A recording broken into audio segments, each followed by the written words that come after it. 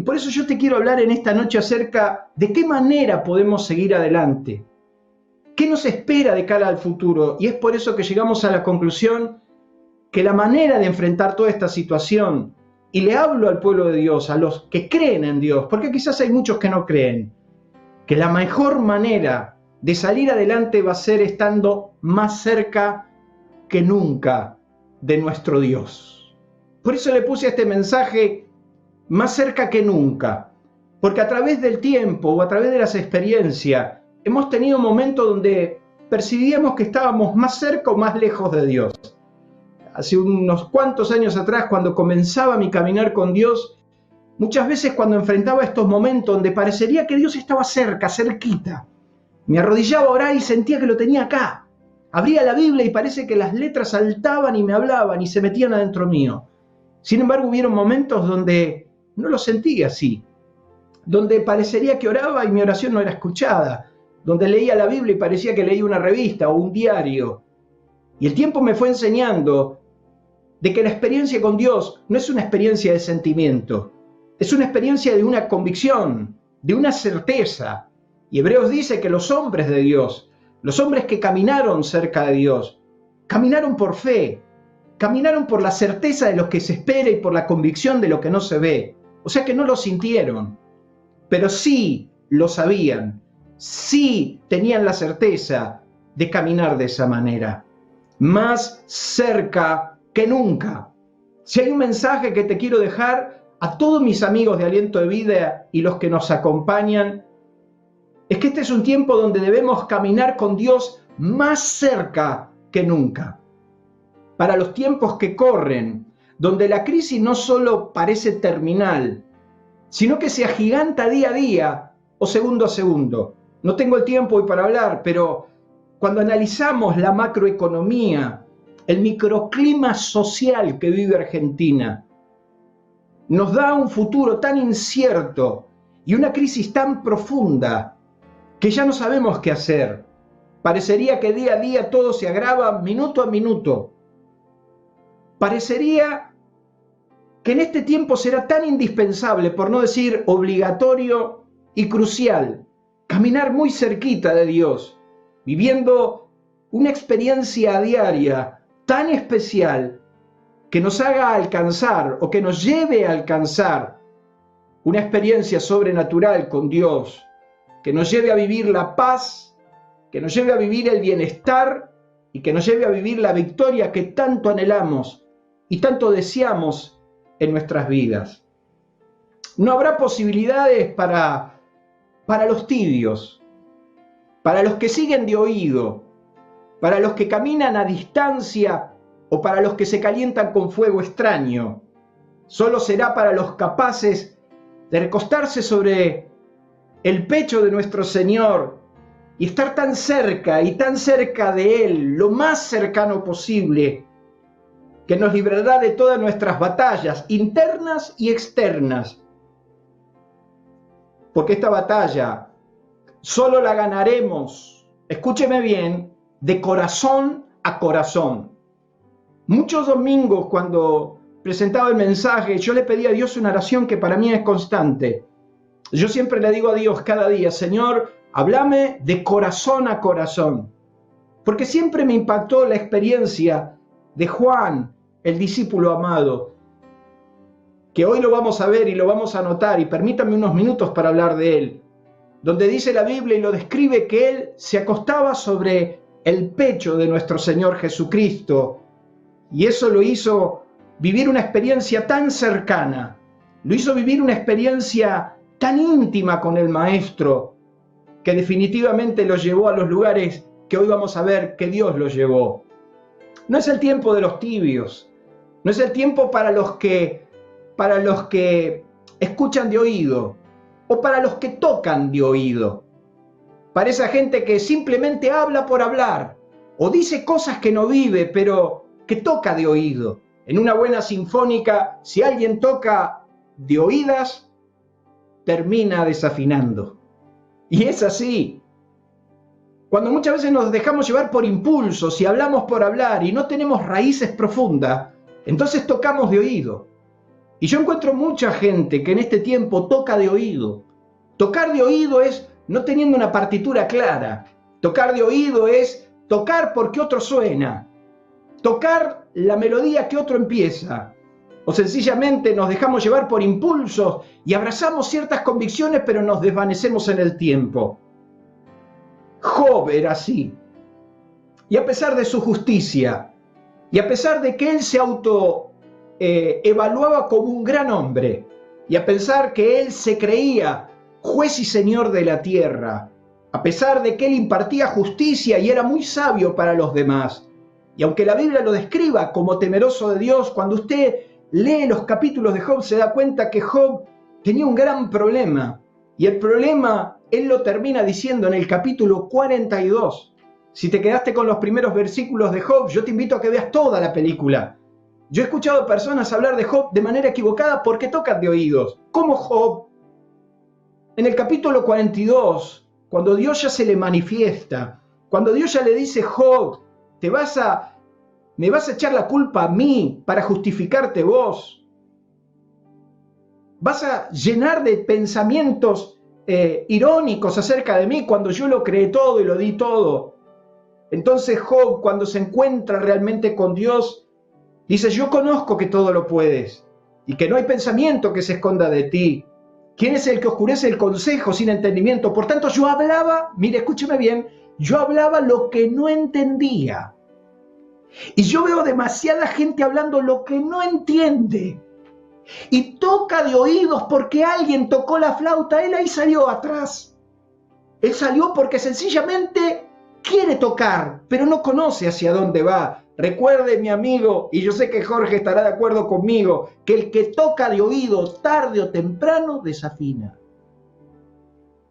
Hace un tiempo atrás, cuando empezábamos en el ministerio, nos encontrábamos con mucha gente que decía, no importa, dejemos fluir y salgamos lo que Dios nos dice, y querían improvisar. Dijo, mire, si el Señor te va a usar, estudia la partitura, que entonces tendrás posibilidades de que Dios te use mucho más. Job decía de oídas, yo hablaba lo que no entendía, cosas demasiadas maravillosas para mí que no comprendía. Oye, te ruego, hablaré y te preguntaré y tú me responderás. De oídas te había oído, mas ahora mis ojos te ven. Qué triste sería vivir nuestra vida tocando de oídos, tocando la música de otro, pero no teniendo la experiencia personal. Con el tiempo, la gente que toca de oído siempre pierde el tiempo. Están fuera de la realidad.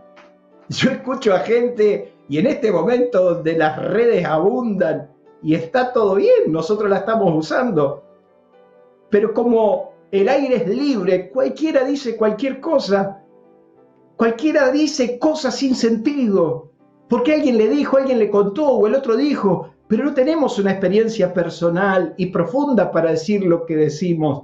A la larga, el que toca de oído no solo pierde el tiempo, sino que se enajena de la realidad. Este no es el tiempo para los que tocan de oído.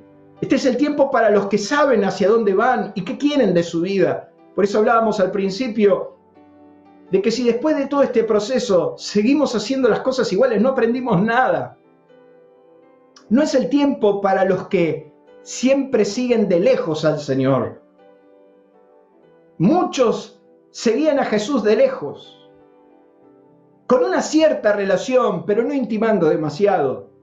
La Biblia nos enseña, en 3 de los 4 evangelios, sobre la noche que Jesús fue entregado. Dice la Biblia de que Pedro le seguía de lejos, pero había con él otro discípulo. Dice que le seguían de lejos, dijo Juan, y había un joven, que solo lo va a mencionar el Evangelio de Marcos, un joven discípulo de Jesús, que envuelto en una sábana, lo siguió de lejos al Señor. Y entonces dice que los guerreros, los guardias, cuando lo vieron en ese instante, lo prendieron, y cuando lo prendieron dice que dejó la sábana y salió desnudo. Los que siguen de lejos son los que no tienen raíces profundas, sino que ante la mínima dificultad salen huyendo. son como los que dijo Jesús. Jesús dijo que una de las semillas cayó entre pedregales. Y al principio brotó rápido, pero cuando vino la prueba, dice que se desvaneció porque son de corta duración, porque no tienen raíz en sí misma. Por eso valoro tanto el cristianismo que hemos heredado de aquellos que permanecieron en el tiempo. Y el secreto, indiscutiblemente, es la permanencia. Por eso usted va a encontrar personas que no duran nada en sus convicciones, que ante la mínima dificultad las abandonan. Pero tus convicciones, ¿cuáles son? Tus raíces, ¿cuáles son? No son el tiempo para los que siguen de lejos, como tampoco son, ni este es el tiempo para calentarnos con fuego extraño o ajeno. La Biblia nos dice que la noche en que Jesús fue entregado, los siervos del sacerdote y la guardia del Imperio Romano prendieron un fuego y hacía mucho frío. Y entonces dice la Biblia que Pedro se acercó al fuego y se calentó con el fuego ajeno. Y eso lo llevó a negar, a maldecir y a jurar. A cumplirse lo que le dijo Jesús: Pedro, antes que el gallo cante, me negarás 3 veces. Y dice que Jesús lo miró a Pedro en ese estado, porque sencillamente Pedro se dio cuenta que se había calentado con fuego ajeno. Calentarte con fuego ajeno es llenarte de filosofías que no tienen nada que ver con Dios. Calentarte con fuego ajeno es muchas veces acercarte a la experiencia de otro, pero no la tuya. ¿Qué hacías, Pedro? ¿Qué hacías ahí calentándote con el fuego de los que entregaron a Jesús? ¿Qué hacías compartiendo lo que no tenías que compartir? El mezclarte de esa manera te va a llevar a perder tu convicción, a abandonar tu convicción y ser capaces de negar, de jurar, de maldecir, de echar por tierra todo lo que Dios te dio. Pedro, Dios lo restauró, porque siempre nos va a restaurar. Pero este no es el tiempo para los que se calientan con fuego ajeno. Es el tiempo de tomar el fuego de Dios, el fuego del altar, el fuego que pasó por el altar de los holocaustos, el fuego de la redención, el fuego del Espíritu Santo, el fuego de la palabra de Dios, que te va a llevar a mantener tus convicciones profundas. Y aunque esta crisis se alargue, y aunque el mundo parece que se cae, vos estás seguro en lo que Dios te dio. Nosotros estamos seguros en lo que Dios nos dio. Esta semana, el día martes, estaremos entregando otra vez más de 2.000 kilos de alimento. Allí estaré con el equipo de acción social. Allí estaremos otra vez dando testimonio de que nuestro Dios no nos abandona. Dios no te ha abandonado nunca. Y yo no me quiero calentar con el fuego ajeno de los noticieros o de los políticos que se venden al mejor postor. Esta enorme corporación que funciona para sí mismo, nutriéndose de la corrupción. Cuando nuestro país y el mundo está padeciendo necesidad, ellos solo votan leyes para agravar a las personas. No estamos para calentarnos con el fuego ajeno que nos dice qué y qué sí, que no, de acuerdo a su conveniencia. Verdaderos motorizadores del mal, del daño, de la perversión. Cuando nosotros pertenecemos a otro reino y nosotros no dependemos de semejante magnitud de personas. No estamos para calentarnos con fuego ajeno. No estamos para caminar de lejos ni para oír de oídas. Estamos para estar lo más cerca posible, porque esta batalla se ganará de corazón a corazón. La iglesia de Cristo tendrá que estar cerca, lo más cerca de su amado Jesús, para estar de corazón a corazón. Así estaba Juan, y así vivió aquel discípulo que fue conocido como el discípulo amado. Permítanme hablarle unos minutos, y si pueden tomen nota. Fue sin duda el personal más íntimo de Jesús. A veces se lo menciona como el discípulo a quien Jesús amaba. 5 veces en Juan 13 veces, Juan capítulo 19 verso 26, 20 capítulo 2, capítulo 20 verso 2, capítulo 21 verso 7 y verso 20. Es discutible que si en 5 oportunidades la Biblia lo menciona como aquel discípulo a quien Jesús amaba, es porque Juan tenía un vínculo muy especial. Juan tenía un vínculo amoroso, íntimo, fraterno con el Señor. No es un título menor que pase desapercibido. Por algo es mencionado tantas veces, y cuando la Biblia menciona tantas veces es porque es de singular importancia. Jesús lo estimaba y lo apreciaba de una manera tan reconocida que Juan no era uno más de los 12. Su padre era Zebedeo, según Mateo capítulo 4, y su madre Salomé, según Mateo 27 y Marcos 15.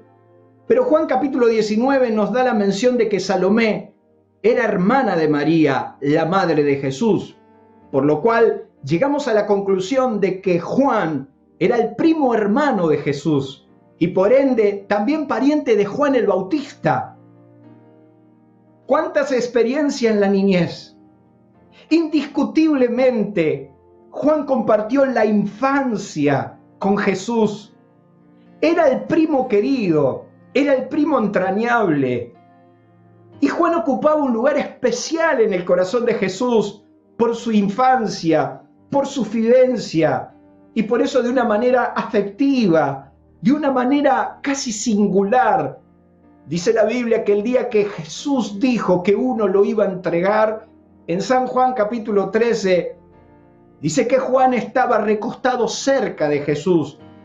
Pero en el versículo 25 dice que Juan se recostó sobre el pecho de Jesús. No hay dudas que era el discípulo amado, íntimo, entrañable, que lo llevó a tener una relación tan íntima con nuestro Señor Jesús, que lo catapultó como uno de los hombres más extraordinarios del Nuevo Testamento. Juan estuvo cerca, lo más cerca que pudo del Señor, y eso lo llevó a grandes batallas y a grandes victorias. Nadie como Juan vivía esta experiencia tan personal que lo llevó a vivir lo siguiente. En primer lugar, nosotros encontramos que el estar tan cerca de Jesús lo hizo vivir una experiencia personal, la experiencia personal más extraordinaria que nadie ni nada te puede quitar. El estar tan cerca lo llevó a vivir a lo largo de su experiencia ya pastoral, algo tan fuerte que cuando ya el anciano Juan escribe sus cartas, él comienza primera de Juan diciendo lo que era desde el principio, lo que hemos oído, lo que hemos visto con nuestros ojos, lo que hemos contemplado y lo que palparon nuestras manos tocante acerca del verbo de vida, porque la vida fue y se manifestó y nosotros hemos visto, y eso es lo que testificamos, lo que hemos visto y lo que hemos oído. No es Job que dice de oídas te había oído, está diciendo, señores, yo voy a hablarle de una experiencia personal tan extraordinaria que nada ni nadie me puede quitar. El estar tan cerca de Dios te puede llevar a vivir una experiencia tan extraordinaria que ni el coronavirus te puede detener. Estar tan cerquita de Dios, escuchando sus latidos y recostado sobre sus regazos, te puede llevar a vivir una experiencia que ni la pandemia, ni la crisis económica, ni la incertidumbre, oiga, la incertidumbre que se vive hoy, el pánico que tiene la gente, y de repente uno está en paz, porque estamos cerca de Dios, porque estamos lo más cerca posible. Alguien dijo que la gente dudará de lo que pienses, cuestionará lo que opines, pero nunca dudará de lo que ve, tu experiencia personal. Es por eso que cuando el ciego fue sanado y los religiosos le decían que el que lo había sanado no era de Dios, porque se escapaba de sus rótulos, de sus normas, y él dijo, yo no sé quién es, ni cómo se llama, yo no sé si, yo lo único que sé es que a mí me abrió los ojos, queriendo decir, miren, mi experiencia personal nadie me la puede quitar, y tu experiencia personal nadie la podrá quitar, pero para eso hay que estar cerca, muy cerca de Dios. Pedro y Juan subían al templo de la Hermosa y estaba el cojo de nacimiento, Hechos capítulo 4. Y entonces dice que el cojo le pedía algo, una limosna, y Pedro y Juan, fijando en él los ojos, le dijeron, míranos, no tenemos plata, no tenemos oro, pero lo que tenemos te damos, en el nombre de Jesucristo, levántate y anda. ¿Qué le está diciendo? Yo no vengo acá con un cuento de hadas. ¿Cuántos cuentos de hadas se van a caer? Yo vengo acá por una experiencia personal, lo que tengo adentro, lo que vivo a diario, lo que percibo, lo que tocan mis manos, lo que escuchan mis oídos, mi experiencia real, esa es la que te voy a dar. Pero si hay gente que vive de glorias de hace 40 años, si hay gente que lo único que sirve son dogmas, estatutos, pero están tan secos que cuando Jesús los vio a los religiosos le dijo, ustedes están llenos de huesos secos, ustedes son como los sepulcros blanqueados, por fuera parecen hermosos, pero por dentro están muertos. Así es la religión, no importa cómo se llame, así es la religión, que llena a los hombres de preceptos, ordenanzas, mandatos, pero los aleja de vivir una experiencia personal. No tenemos plata, no tenemos oro, pero tenemos una experiencia que me está prendiendo fuego.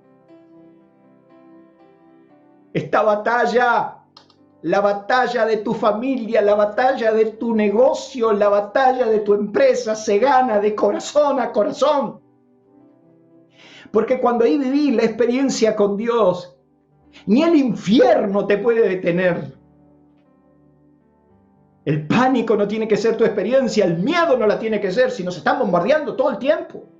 Ahora parecería que descubrimos la inseguridad. Y mire, si yo junto la inseguridad, la pandemia, la crisis económica, el mundo que se cae en 1000 pedazos, ¿cómo se hace para seguir adelante? ¿Cómo se hace mañana lunes para otra vez ir a tu negocio, a tu comercio, ir a tu consultorio o ir a tu trabajo si lo que nos rodea es muerte? Esta batalla se gana de corazón a corazón. Entonces la Biblia nos dice que los gobernantes, los ancianos, los fariseos, todos esos que no levantan pero miren, no levantaban ni una lombriz del piso, asombrados por lo que había sucedido con este hombre, dice que interrogaron a Pedro y a Juan, y entonces que lo interrogaron para saber por qué hicieron eso. Fíjese qué ilógico que era, porque dice que estaba Pedro, Juan y el cojo al lado. Entonces, viendo el denuedo de Pedro y de Juan, porque yo me lo imagino a Pedrito y a Juancito sacarse la piedra del zapato y dieron un discurso extraordinario. Dijeron, ustedes mataron al autor de la vida y nos quieren callar. Ustedes son los responsables de la muerte de Jesús. Y entonces dice que escuchando el denuedo de Pedro y de Juan, ahí Juancito estaba dando sus cátedras. Pero no era verso. Era experiencia personal, la que nadie te puede quitar, la que nadie te puede robar. Yo hoy leía el Salmo 63. Mi alma está pegada a ti. Tú eres mi socorro y mi escudo. Es el peor momento de mi vida, cuando no teníamos para comer, cuando no sabíamos qué iba a ser de nuestras vidas. Amanecíamos en el piso. Dice al Señor, sos mi sostén. Y ahí venía el consuelo de Dios, y ahí venía: yo soy tu Dios, tu proveedor, no te va a faltar nada. ¿Qué nos levantó de la miseria? Nuestra experiencia personal. ¿Qué te puede levantar de la miseria? Tu experiencia personal. Dice que estos gobernantes dijeron que en ninguna manera puedan hablar en el nombre de Jesús, y dice que viendo el denuedo de Pedro y de Juan, sabiendo que eran hombres brutos, sabiendo que eran hombres sin letras, pero se maravillaban diciendo: estos estuvieron con Jesús, y no podían decir nada porque el cojo estaba al lado sanito, o sea, no lo pudieron cuestionar. ¿Quién te va a cuestionar? Y entonces dijeron: bueno, por lo menos no hablen más en el nombre de Jesús. Y dice que Pedro y Juan dijeron: de ninguna manera vamos a callarnos, porque no podemos dejar de decir lo que hemos visto y oído, y tocaron nuestras manos. ¿Quién te va a cuestionar? Cuando haber caminado tan cerca de Jesús te llevó una experiencia personal tan profunda, ¿quién puede apagar ese incendio? Estar cerca de Jesús te hace vivir una experiencia extraordinaria diaria. Y aunque el coronavirus, y aunque la crisis económica, y aunque todo lo que te rodea se derrumba, Dios te sostendrá, porque Dios no es hombre para mentir, ni hijo de hombre para mudar su palabra. Número 2. Caminar tan cerca de Jesús lo llevó a conocerlo a la distancia. Quiero que me prestes atención. Conocerlo a la distancia. El estar tan cerca de Jesús te hace ver con claridad lo que está pasando. Te hace ver con claridad tu futuro. Para Dios no hay problema tu futuro, porque Él ya lo conoce. Vos tenés problema con tu futuro, pero Él no. Y ¿sabes una cosa? Él sigue diciendo que todo estará bien. Que todo bien. Estar tan cerca de Jesús te hace conocer con exactitud tu futuro, tu destino. El destino que te toca vivir, más lejano que parezca. De lejos te das cuenta que es el Señor. El libro de Juan nos cuenta de que los discípulos estaban bastante deprimidos y entonces se fueron a pescar. Entonces dice que se fueron a pescar y estuvieron toda la noche, pero no pescaron nada. Pero dice que a la mañana, a la madrugada, al amanecer, apareció Jesús en la orilla y a la distancia le dijo: ¿pescaron algo? ¿Tienen algo de comer? Y todos a grito dijeron: ¡no! Yo he contado muchas veces esta experiencia, fue muy fuerte.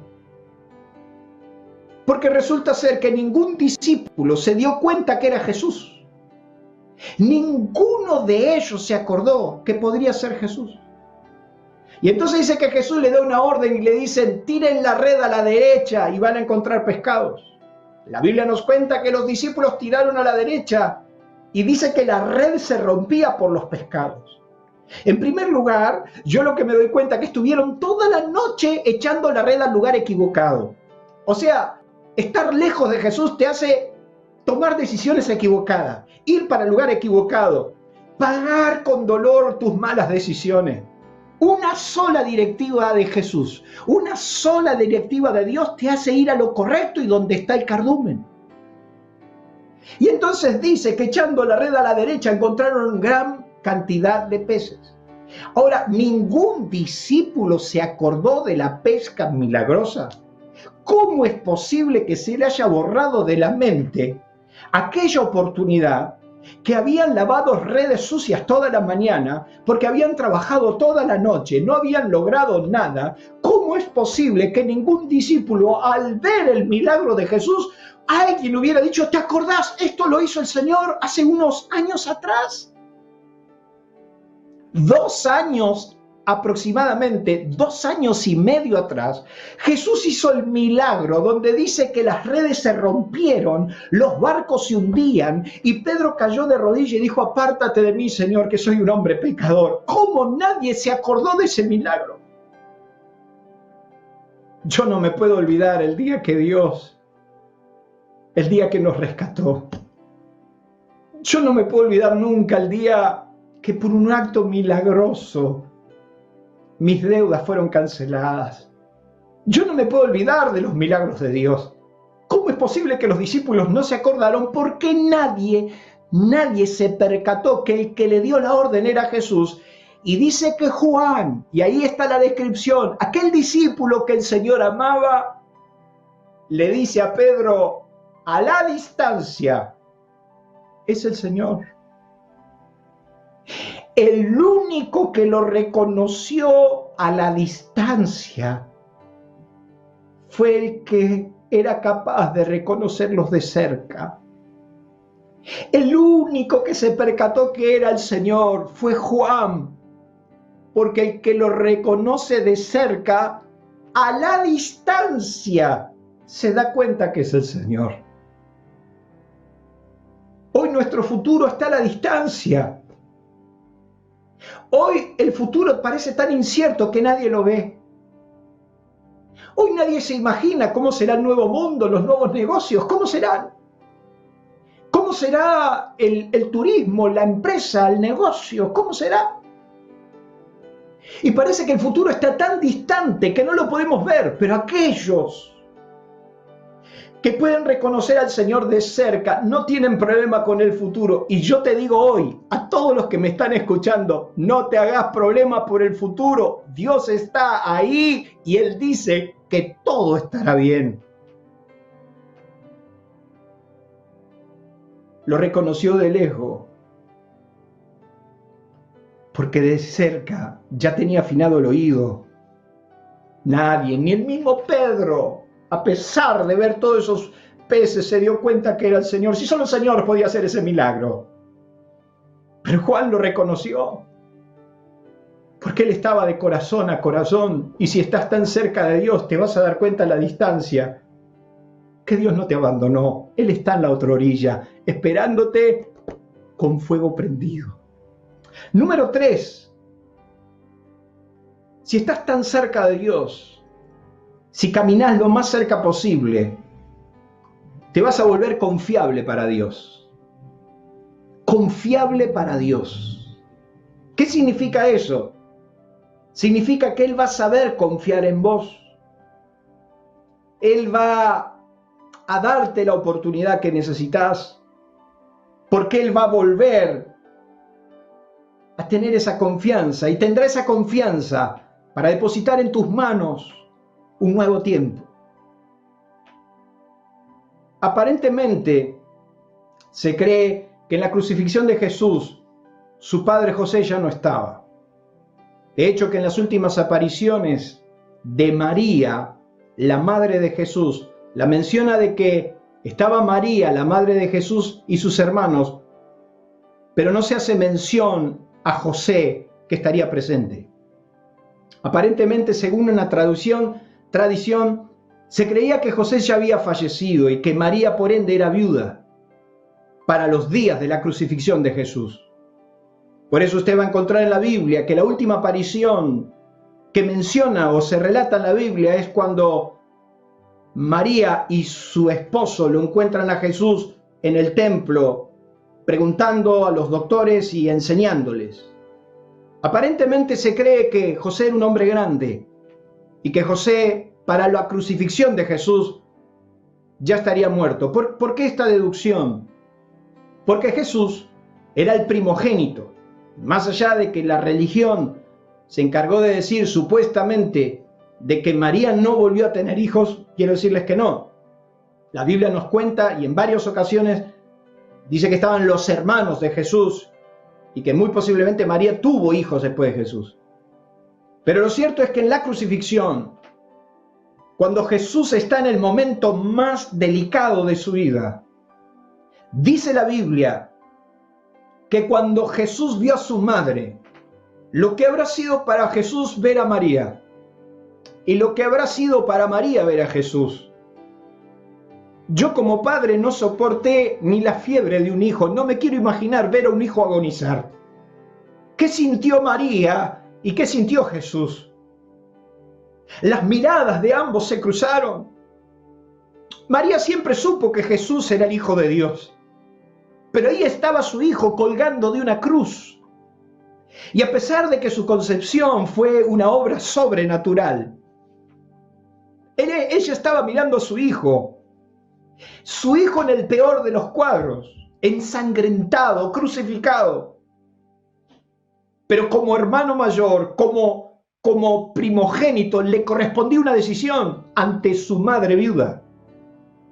El primogénito en la antigüedad heredaba el rango y las prerrogativas de un padre.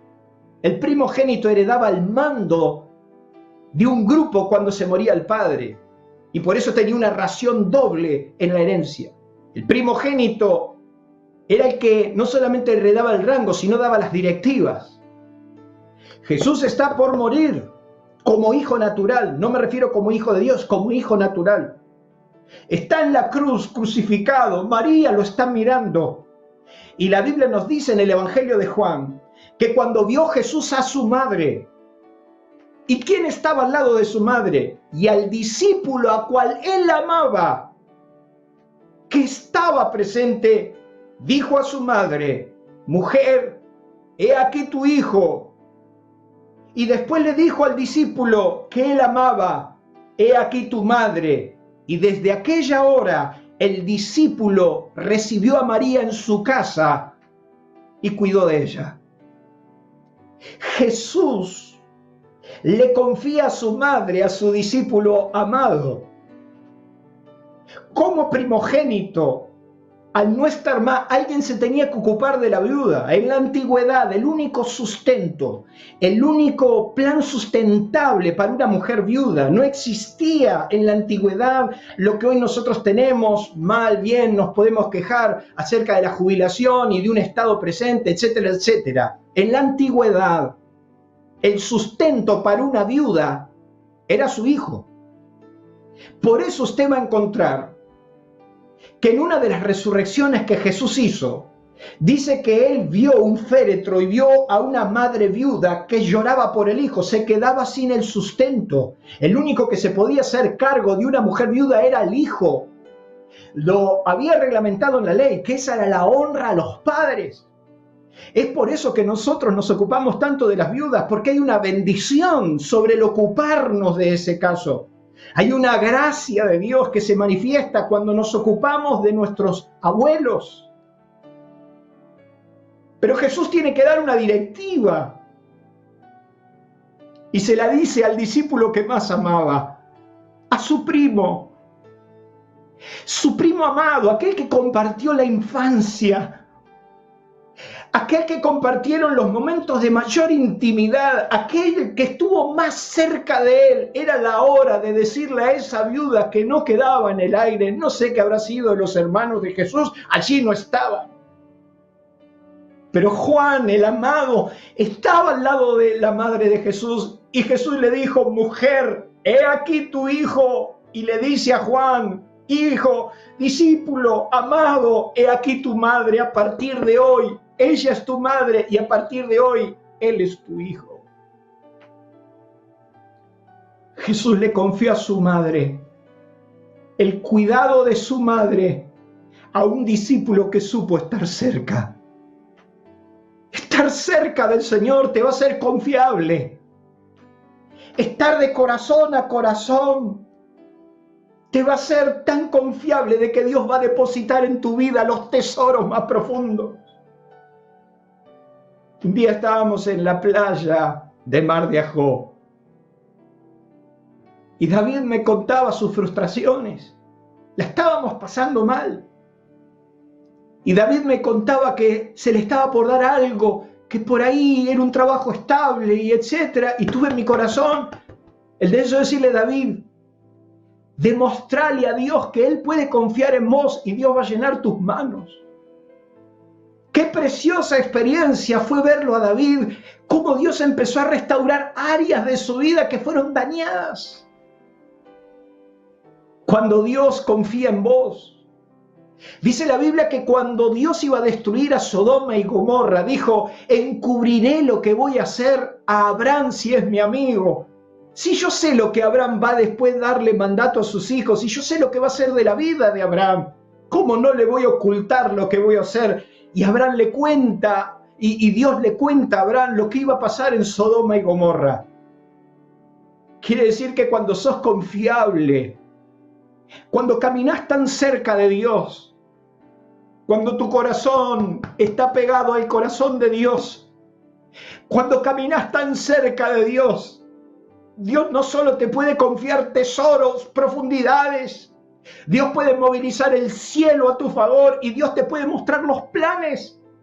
Dios te puede mostrar lo que va a hacer con tu vida. Dios te puede mostrar lo que va a hacer en tu país, en tu ciudad.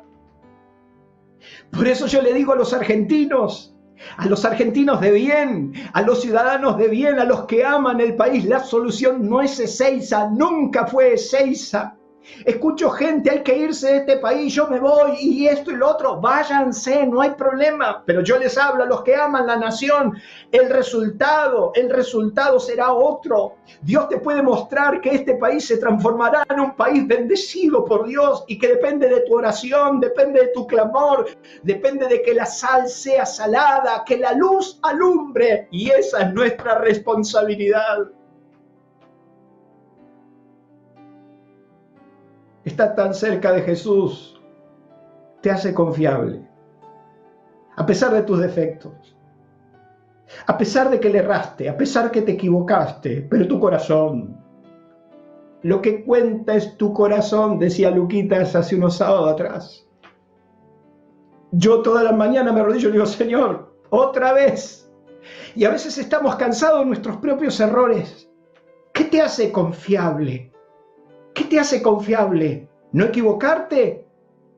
¿O lo que te hace confiable es tener una relación de intimidad donde sos capaz de reconocer tus errores? Sos capaz de llorar por tus errores y sos capaz de pedir perdón por tus errores y sos capaz de decir, Señor, solamente te quiero seguir. Mujer, he aquí tu hijo. Hijo, he aquí tu madre. Jesús sabía, por cómo lo conocía en la intimidad a Juan, que nadie cuidaría de su mamá como Juan. Porque lo conocía en la intimidad, porque caminaban cerca. Y para terminar en esta noche, caminar tan cerca de Dios te llevará a una mayor revelación. Te llevará a una mayor revelación. No solo fue uno de los escritores más extraordinarios de la Biblia, Juan, el amado, escribió el evangelio más profundo, escribió 3 cartas y le fue confiada la última revelación, el Apocalipsis. Apocalipsis, busquen los videos. 2 años estuvimos con él. A Juan, en la isla de Patmos, le fue revelado los acontecimientos futuros, los mayores, los más grandes. Y es Juan el que describe su experiencia diciendo que estaba en Patmos a causa o por culpa de la persecución que habían recibido. Quiere decir que estar cerca de Jesús no significa que no vas a pasar por procesos de dificultad. Pero dice Juan, pero estando yo en el Espíritu en el día del Señor. ¡Wow!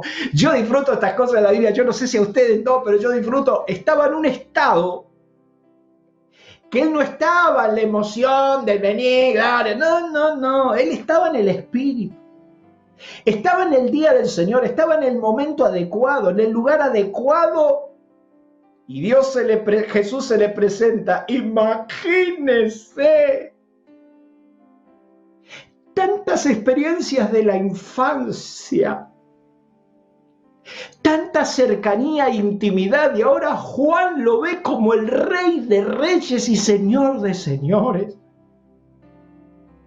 Si la última vez que lo vio Juan, lo vio en la cruz, arruinado su rostro. Por eso dice el salmista que no había parecer, no parecía ni un ser humano, destruido, ensangrentado, con corona de espinas. Después lo vio manifestado en su gloria, pero ahora lo ve como el Rey de Reyes y el Señor de Señores. Mayor revelación. Escribió 5 libros. Pero ¿sabe una cosa? Juancito no era el del principio. Juan era uno de los 2 que pidió estar al lado del trono. ¿Se acuerda? Los hijos de Zebedeo, la madre Salomé, la tía de Jesús, le fue decir: ordena que en tu reino se sienten estos 2, uno a tu derecha y a tu izquierda. Y Jesús dijo: ustedes no saben lo que piden. O sea que Juan no era. Vemos en sus cartas y en el Apocalipsis. ¿Se acuerdan que un día Juan detectó los hijos del trueno fueron mencionados porque detectaron que otro le hacía la competencia y fue al Señor y le dijo: ¿quieres que ordene que caiga fuego del cielo y los consuma? Sin embargo, cuando escribe sus cartas, es el discípulo del amor y habla del amor y que nos tenemos que amar, y el que no ama a su hermano. ¿Qué sucedió? Creció Juan, creció. Pero dice la Biblia que 6 días antes de la Pascua, 6 días después, Jesús tomó a Pedro, a Jacobo y a Juan. Los 3 íntimos. Los 3 íntimos. Pedro, Juan, Jacob. Otro día le predico de Jacob, porque de Pedro ya tengo un máster y ya me dicen que no enseñe más de Pedro porque ya lo atendí demasiado a Pedro. Yo tengo miedo que cuando me vaya allá en el cielo me esté esperando Pedro. Ya le debo mis disculpas a Pedro porque lo he predicado siempre de la manera correcta, pero exagerando algunas cosas. Pero dice que 6 días después Jesús tomó a Pedro, a Jacobo y a Juan, su hermano, y los llevó aparte a un monte alto y se transfiguró delante de ellos y resplandeció su rostro como el sol y sus vestidos se hicieron blancos como la luz. Mayor revelación. Cuando llegó el momento de Jesús mostrar su gloria más extraordinaria, Lucas dice que sus vestidos se hicieron tan blancos que ningún lavador los puede lavar y su rostro resplandeció. Hay una vieja disputa teológica porque dice que sus vestidos, dice Mateo, como que en realidad también el de Pedro, de Juan y Jacobo resplandecieron, no solo el del Señor, pero el rostro del Señor se volvió como un sol. Y ahí bajó Elías y Moisés hablando con Jesús acerca de las cosas que iban a pasar. Y ahí estaba Juancito. Mayor revelación. Juan es el que da el último mensaje a la iglesia de Cristo diciéndole: he aquí, vengo en breve y mi galardón conmigo. Es por eso, mis queridos amigos, mis queridos hermanos, esta batalla se gana de corazón a corazón. Cerca, bien cerca de Jesús, bien cerca para que tu experiencia sea la más extraordinaria, bien cerca para conocer a la distancia lo que va a suceder porque lo conoces de cerca, bien cerca para ser confiable de los propósitos, de los planes y de las bendiciones que Dios tiene para tu vida, y bien cerca para llegar y recibir mayor revelación de las cosas que van a suceder, mayor gloria, mayor unción, mayor poder. Por eso quiero hacer un desafío. ¿Cuántos quieren caminar cerca de Jesús? ¿Cuántos quieren aprovechar esta experiencia para estar de corazón a corazón? Para que aunque el mundo se caiga, usted pueda sentir los latidos de su corazón. Estar cerca de Jesús va a transformarte definitivamente y no vas a temer por tu futuro.